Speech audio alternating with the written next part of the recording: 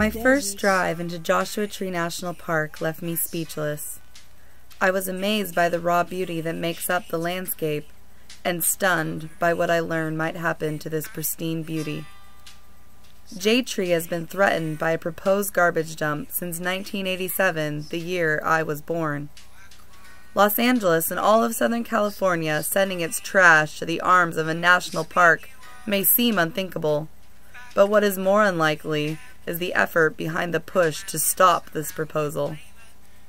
It's not a major environmental group that has kept this nightmare from becoming a reality throughout my lifetime. It's a middle-aged couple who live in a trailer and moved to the desert to grow a desert plant. The reason we moved out here was to grow jojoba. Jojoba is an evergreen shrub that's native only to the deserts of California, Arizona, and Mexico. And we knew they grew natively in Joshua Tree National Monument at that time. And what's so special about the plant is it produces a seed that contains an oil that's molecularly identical to sperm whale oil. So we're actually growing a renewable resource. We can run our cars from jojoba oil. Yeah, we eat it. We do everything with it. We're pretty much fanatics about it. Anybody that uses our jojoba oil becomes a jojoba witness. Donna and Larry thought they were in for a peaceful retirement. Instead, they found themselves taking on $1 billion industry. If it weren't for those two, we'd probably be receiving those tons of trash every day by now. Here, we as citizens paid millions, hundreds of millions of dollars to get Joshua Tree protected as a national park, so your kids, your grandkids, on and on will be able to see what we saw. And if they do this, there's no way that investment we made in our future is ever going to be worth anything. The sky will be gone, the air will be stinky, the night lighting, because of the flares, you won't be able to see the stars anymore. The ravens will come in, and then the ravens will predate on the tortoise, so pretty soon the tortoise are gone. All the lizards, all the little rodents, all those things that they eat. In one day's use of energy to bring the garbage from Los Angeles to Eagle Mountain, we could launch 5 Atlas rockets a day into orbit. That's an incredible amount of energy that's going to be used. So there will be an increase of air pollution in the Los Angeles basin as well as here. And I mean here in the southeast desert basin. This particular place where we're sitting right now boasts a Class 1 airshed. I mean, it's the cleanest air right now in the continental United States, and it's ludicrous to even think of letting all of that garbage just ruin that. The idea to bring garbage 200 miles to put in the arms of a national park is so ludicrous, I can't figure out who came up with it. And for the sake of God, I can't figure out why anybody would support this. Of course, except for money. I first learned about the Eagle Mountain landfill at an event sponsored by Center for Community Action and Environmental Justice over here in Glen Avon. Donna Charpied stood up and talked about the work that she and her husband Larry have been doing for really 20 years to stop plans for a landfill at Eagle Mountain. And the memorable thing to me about it was not only that I knew nothing about this issue of the County of Los Angeles planning to send its trash out to this pristine part of the desert, but also the way in which she was able to summarize its significance and identify specific issues, all in just a 2-minute presentation at a party. So I was pretty impressed. Our community was first made aware of the Eagle Mountain dump proposal in 1987.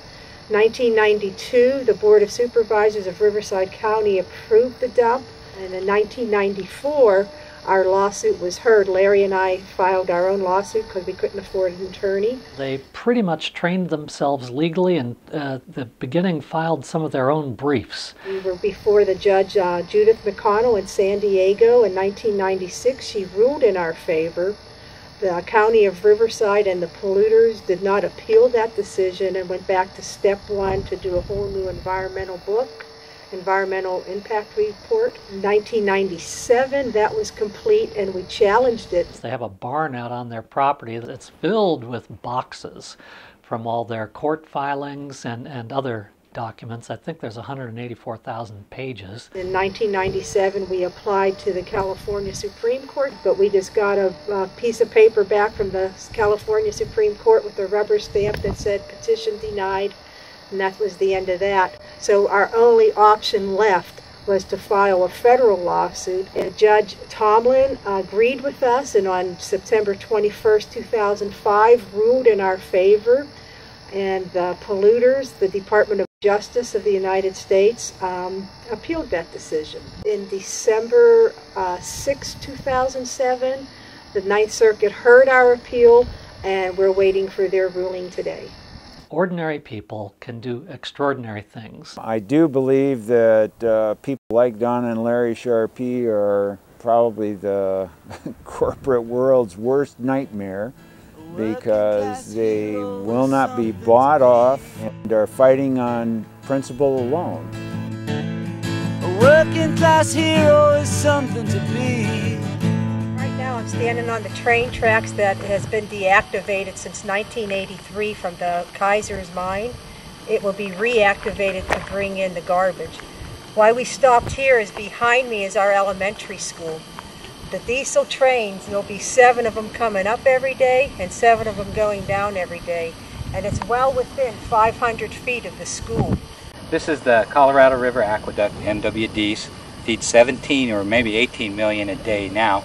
And the operation where they're going to be dumping the garbage out and sorting it is going to be within 200 yards of the open canal. So it's not too unlikely that some of this garbage is going to be blown in there. And also it's important to know that landfill liners, all landfill liners leak. That leakage will enter into the canal because they fractured that place so much after 40 years of mining that there's no way they'll be able to contain it once it gets out. So it's just a matter of time before Los Angeles is drinking their own garbage juice.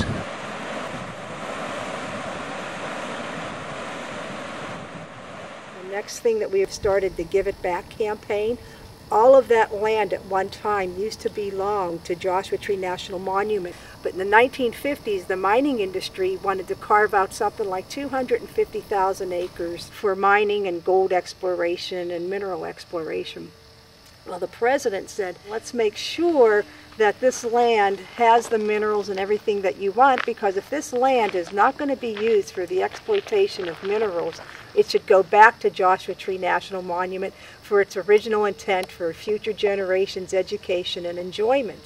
So soon as we win in the Ninth Circuit Court of Appeals, there's going to be a massive action to get Senators Feinstein and Boxer, hopefully Congresswoman Bono and Congressman Jerry Lewis, to sit down and say, yeah, let's just give that land back. That way all of this land will be protected under Joshua Tree National Park, the National Park Service, whose mandate is to protect lands in perpetuity and not have it destroyed by the world's largest garbage dump. What it is the definition of insanity.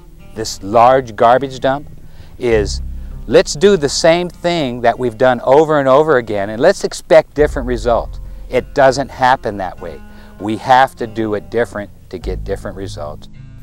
During my tour of the Eagle Mountain proposed dump site, each time we approached the abandoned train tracks, Larry would ask me to look to see if a trash train was coming. Even though the tracks are completely defunct, I still looked for a haunting train with a pit in my stomach. My visit with the Charpieds gave me a new perspective of the devastating methods of waste disposal and the encouragement to work towards sustainable solutions.